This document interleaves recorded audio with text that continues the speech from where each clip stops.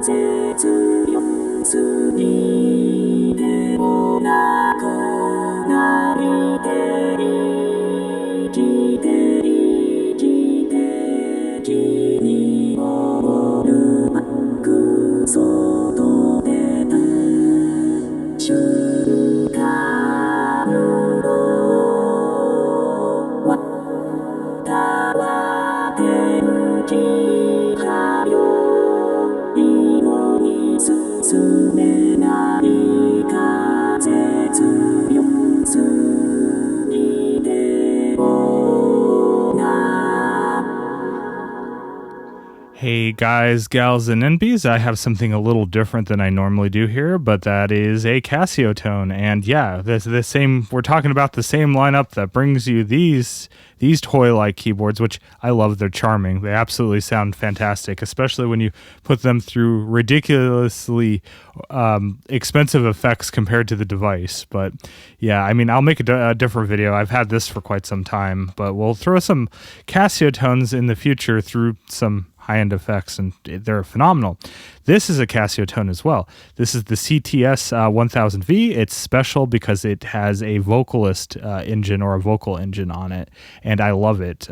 I was able to emulate the twins, specifically Len, really well on this, the Kagamine twins, and I've always wanted a Vocaloid like hardware device. Yes, they've made a few of them. They made the Miku stylophone, the Miku guitar pedal, which is a meme in its own right.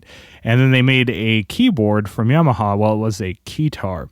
The unfortunate thing about the keytar, from what I understand, it doesn't do Miku out of the box. You have to buy it as a separate add-on, and you need a Japanese iOS or Android account to even use the thing. So it becomes a little iffy on how that'll work for me. And they're cheap used, which is also not the best sign if they're not that great. Even if, like, there's a lot of Vocaloid fans out there. I would think if it was a good Vocaloid device, it wouldn't be going so cheap on the used market. We're talking about like $250 US. I mean, I know the yen is very weak right now, but that said, this can nail the twin sound pretty good. So it can do the Kagamine twin sound pretty well. I haven't been able to coax a good Miku out of it. I can get close, but we'll listen to the twin sound.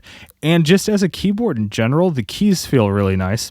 The other reason I got it, this has I was going to say USB MIDI. Of course it has that, but it has Bluetooth MIDI and a very good implementation of it. It comes with a dongle, works on iOS phenomenally well, so I can use this to control some external stuff pretty well wirelessly, which is cool. Keybed feels great. It doesn't feel quite as good as obviously like a Fatar keybed, but what are you going to get for this price point? I love the texture of the keys. I'll get that out now. That's just very good feeling keys. The instrument section also kind of blew me away how well some of the things sound, like the harp, and we'll go over that in a minute. But the lyrics are why I bought it. And like I said, I got the lens sound pretty good. So here's Kyofu All Back, which is a meme at this point with the song. It's a hilarious song if you ever go look at it. There's even live action where some people have done the live version of it. And yeah, anyway, here's what it sounds like without the reverb we're going to kick in later. And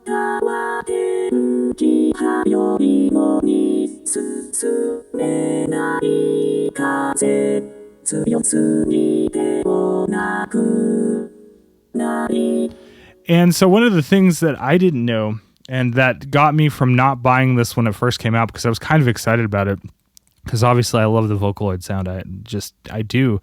I didn't know this thing could do Japanese, and it clearly can. You just have to install the Japanese language pack onto iOS on the device that you're going to use to move the lyrics over. And on a rant side of that, it does not, even though this has Bluetooth MIDI, it comes with a Bluetooth MIDI adapter in the box, you can't send lyric information over Bluetooth. You can, however, put it on a USB thumb drive and then plug it directly into the back. This has USB host port. When you do that, you lose USB, I'm sorry, not USB, but you lose Bluetooth MIDI because you're using the same port for the adapter. So or you have to use micro USB and plug it into your iPad or whatever to send the information. There's no wireless transfer of that. That's annoying. And it's micro USB. It's not USB-C. This thing was designed, I'm sure, not that long ago, so USB-C should have been a thing that it came with. But that aside, I love the vocal engine. It's just... And it does English, of course. We can go to another Len song that was made by a fan called Poltergeist, and I put the lyrics in here, so... Yeah.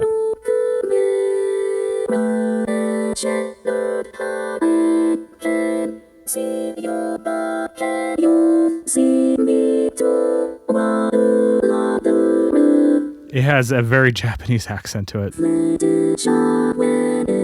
which is perfect for Len's sound, because even if he's singing in English, it's almost not intelligible because of how thick his accent is. That's it. I know I could go with the Vocaloid software and just use that on a machine, but that is even, it has a steep learning curve, to say the least. So yeah, we'll go back to the this one. So Kyofu. And the reason I want to go back to this is because I want to show you all the things. I'm not going to change any of the vocalist settings, but you can change the different types of it. So you can do like girl, boy, adult, things like that. I'm using the choir group for Len, but you have so many parameters in each of the types. So in the choir group, I have like gender, age. The higher the gender, the more close to female it's going to go. And for age, the closer to the 50, it's the lower the age. It's kind of annoying. You have attack time, you have an AD envelope, you have attack and release on it, you have a cutoff. The filter sounds good, and I had to use it to get Len to sound a little more like him. But yeah, you have plenty of things like portamento and things like that. I turned the portamento off. It actually does sound pretty good on this. But yeah, so... And you have different ways you can play it, obviously. You can do note mode, which each note is a new syllable, which I like, because if you hold down a chord like here, I can keep that as, and then I'm keeping the root like that, or like the lower notes as a almost drone.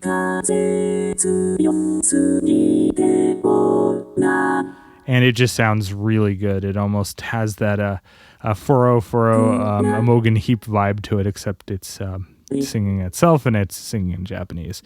So really cool, almost harmony effects you can pull off with it. There's even like vocoder effects. As you noticed, I bought a VC 340 not too long ago because I love the vocoder sound. I actually bought that after buying this because my idea was to put some lyrics from this over into my SP404 and then run them again through a vocoder, which I'll be doing in the future. So this has a use. Just besides being a really good MIDI Bluetooth MIDI controller with a really good instrument section, the lyrics are phenomenal. So let's listen to that with the Mercury X with my Haku patch here, and this is where it really comes to life. So I'm going to just go back to the lyric preset. It doesn't change your vocal preset, it just changes your lyrics. And then we'll reset it. Sorry, let's reset the lyrics. So we're going to go back, make sure we're in note mode. If you're in phrase mode, it'll just play the whole phrase as you hold it down, but I like the note mode, so.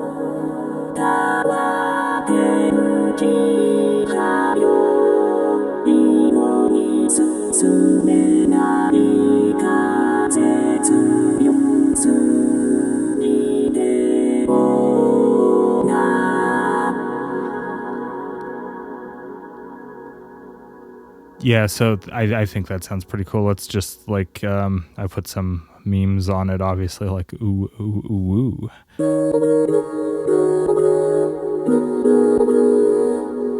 obviously you can chord that out if you want to.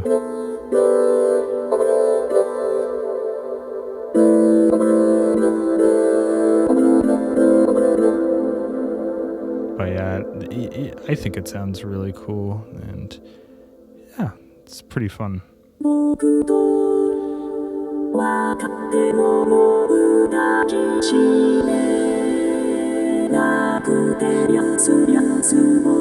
Let's listen to that phrase mode again. So, or I don't think I demoed it yet, but here's the phrase mode.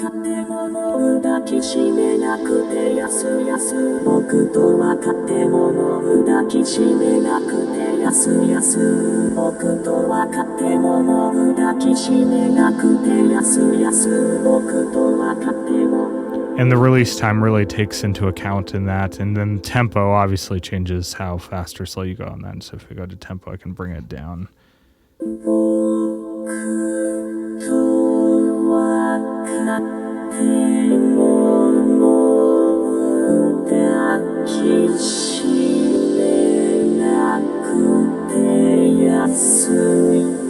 If you go too low, it kind of sounds like really bad time stretching algorithms from like early samplers.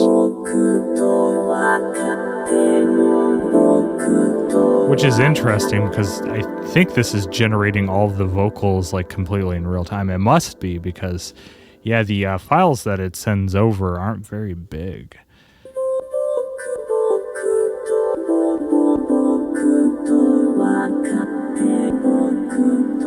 But I think I stated that this thing does English and Japanese. Those are unfortunately the only two languages it can do. I wish it could do German and French. That'd be kind of cool. I mean, you can kind of, it'll do, I was like messing around and doing like, obviously Autobahn for Kraftwerk. I think I put that in there. Let's see. There it is.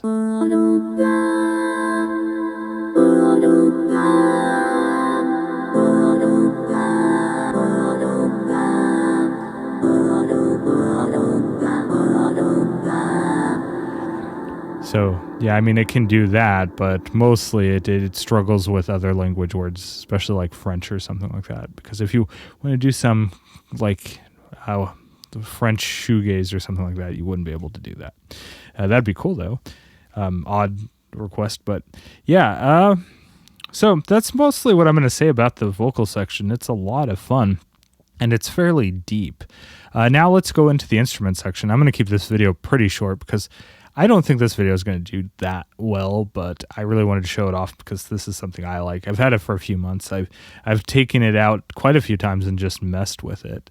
But yeah, so let's go to my other patch here. I forgot which one that is. I can't see from this angle. It's so hard. Is that the Dragon Scales? Yeah, that's the one with the lower octave. That's another patch I made on the Mercury X here. I'm going to turn it off really quick so we can hear just the piano. The default piano actually kind of is fantastically good for what it is. I don't think it must be a multi-sample, but it's not like a really long multi-sample. It's good though.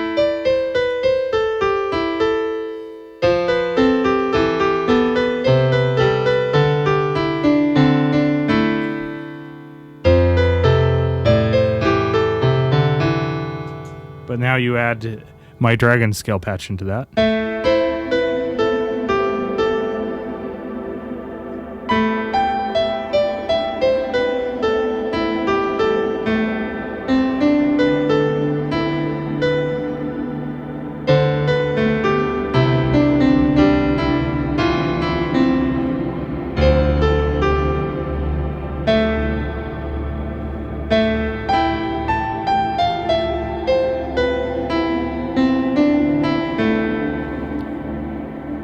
So I will say my biggest complaint though is the UI. It's kind of a pain in the ass to use, but you can set setting just even the sustain on this if you don't have it mapped to a control, which I think I do. I don't know. I have it set. This is set to resonance, so that's kind of dumb. But yeah, you can set it for attack and release, and then obviously you can turn on sustain and release here and have separate sustain and release. Let's figure that out really quick. I think in my setup, no. Yeah, like I said, the menuing system is the only complaint I have with this. So here you have a sustain menu and you can set how long the sustain time is. We want to turn that down to like a 2. When we use the harp, I want you to listen to the harp. The harp is really nice on this. I like it. But yeah, so we'll set that down and then go back to the menu. Let's see if we can set, we have knob. Here we go. So I want to set K1. We want to set K1 to, let's set it to release time. There we go. So now this will be my release time. So K1. Yaha.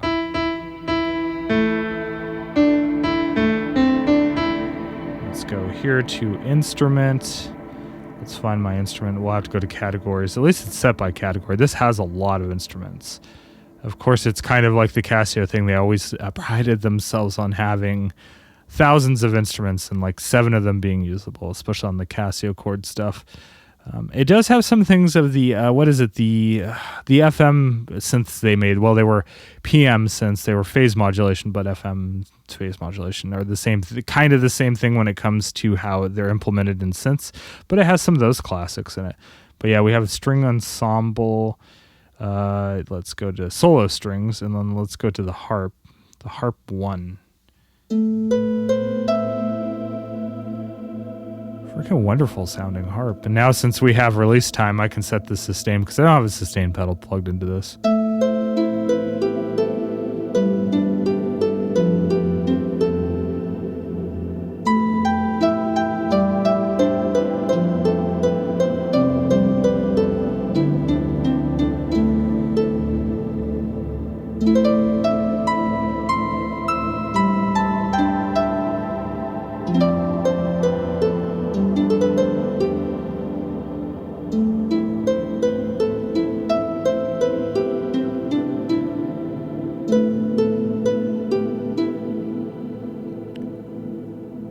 I think for a Casio Tone, that's a really good sounding harp. I mean, for many instruments these days, it's a very good sounding harp.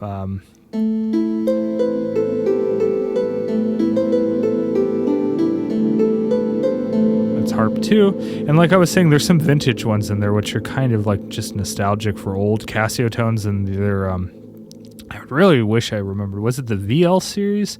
That was the FM series. Either way, we could go into Casio Tone Classic. So we have like, which is cool for the kind of music I do because I do a lot of JRPG style music. And so, so that's a split by default. Oh, right. It's the VL Tone, the portable, the one that's the da da da was made on. But yeah. Yeah, so that's what that's from. But yeah, we have... Is it the CZ series? I think it's the CZ series. Yeah, I think it is. Okay, cool. So yeah, or... No, VZ. Yeah. Bear with me for a minute. The VZ harp is kitschy as hell, but it sounds cool. Yeah, so it's the VZ series, I think, was the FM synths they made back in the day.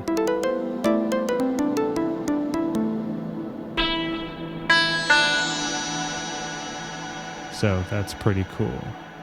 And we have some world instruments in here. The Koto is not fantastic. I love Kotos, but the Koto is not fantastic. So let's go into the Japanese Sen scale. I think it's...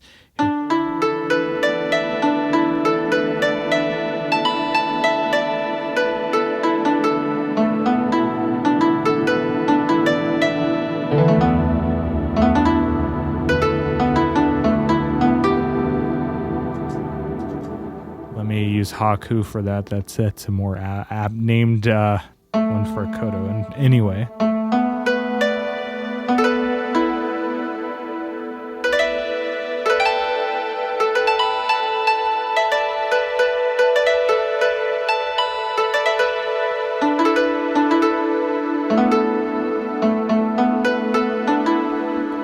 I mean, it's not terrible, but it's not the best sounding Koto. I've heard the Koto on the Wave State is a lot better than that. It's hard to do a good Koto sound unless it's like multi-sampled, and a lot of synths don't do it, which is weird because a lot of the synths come out of Japan that have a Koto sound out of it. So whatever. But yeah, we have a thumb piano, so a kalimba. That one's actually really lovely. I could see myself using that when I'm doing JRPG style sounds.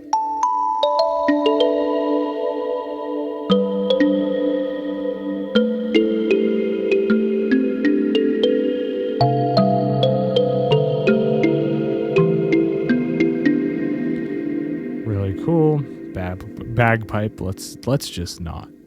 Yeah, it's awful anyway. You know what? Let's do it because I had to suffer through it, so you're gonna suffer through it. Like, I mean, kind of. It's like a bagpipe being strangled by a harmonium or something like that. It almost has that general MIDI sound bagpipe to it. And if you want, this has general MIDI. And actually, some of the general MIDI sounds aren't too bad, like the dulcimer. Yeah, so it has the nylon guitar, which is a classic. But yeah, it's a lot of fun, and there's a lot of usable tones out of it, which is surprising. Especially some of the Chinese tones, because I use the erhu quite a bit. So...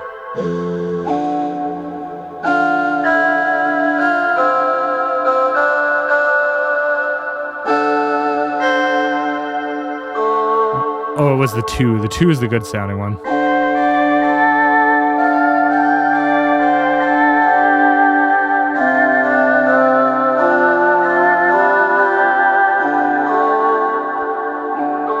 But yeah, so there's quite a lot of cool. That sounds really cool. The Yang Quin. I think that's how it's said.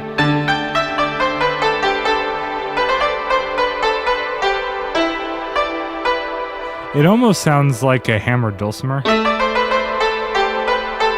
must be some kind of zithered instrument, a zither style instrument like a dulcimer.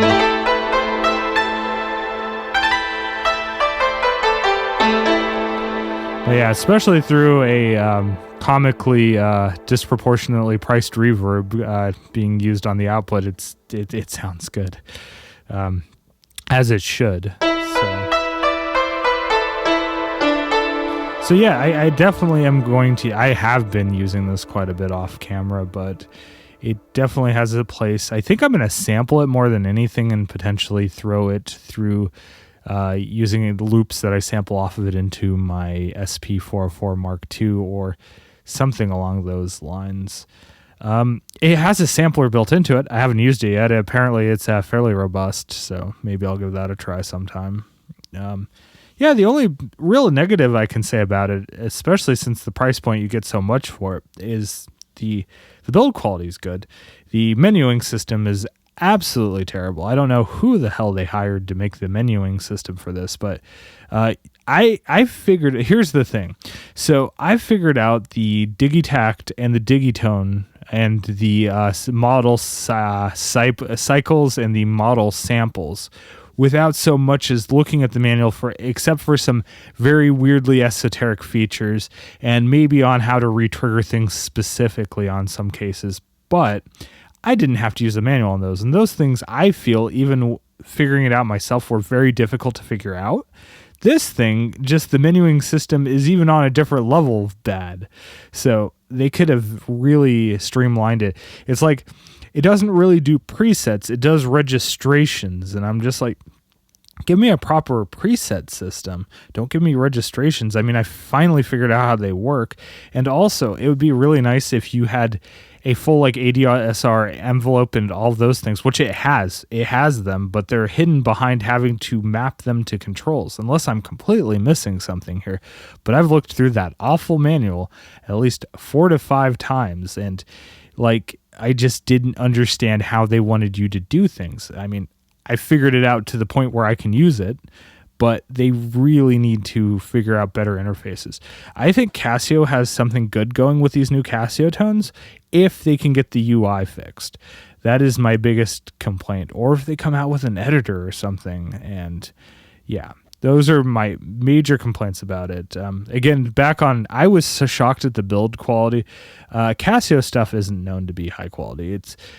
I think back in the day when they first came out with like the VL Tone and things like that and the Casio Tones, they felt like they were going to be not around for a very long time. The toys themselves, they were sold as toys, fairly expensive toys. If you look at inflation, like how much a VL Tone ran back then, I think they were like $100 in today's money, or the Radio Shack versions were even, I think, in the $50, $60 range, something like that. That was pretty expensive back then. But yeah, they were really designed to be kind of like toys, so they didn't really worry about build quality. The newer stuff, absolutely fantastic. The plastics on this are phenomenally good. There's very little flex in the chassis. The speakers actually sound good on this. I've used the speakers quite a bit just when I've been messing around with some sketch ideas. It has a sequencer in it, and that is pretty easy to use. I need to figure out if there's a way to loop your sequences in it, but that'd be pretty cool. So yeah, not much more to say about it. Like I said, I don't think this video is going to get all that much hype behind it, so it's kind of a video I made because I was excited about it, not really made to throw out there to get other people excited about it. But if you hear some weird vocal samples in some of my stuff that I'm using, or if you see this pop up randomly, you know why I've been using it. Anyway, thanks for watching. If you haven't subscribed to my channel, go ahead and do so if you like this kind of content. I'll be back again in my next video with something more along the lines of what I've been doing. I think I'm going to do a video on the Behringer K2 because I've had that for a while. That's the MS-20 clone. It sounds phenomenal, and I've been having a lot of fun with that, especially with some effects. I might pair it with a drum machine like the Model Samples or something along those lines. But yeah, I'll do something more traditional next time. Anyway, thanks for watching.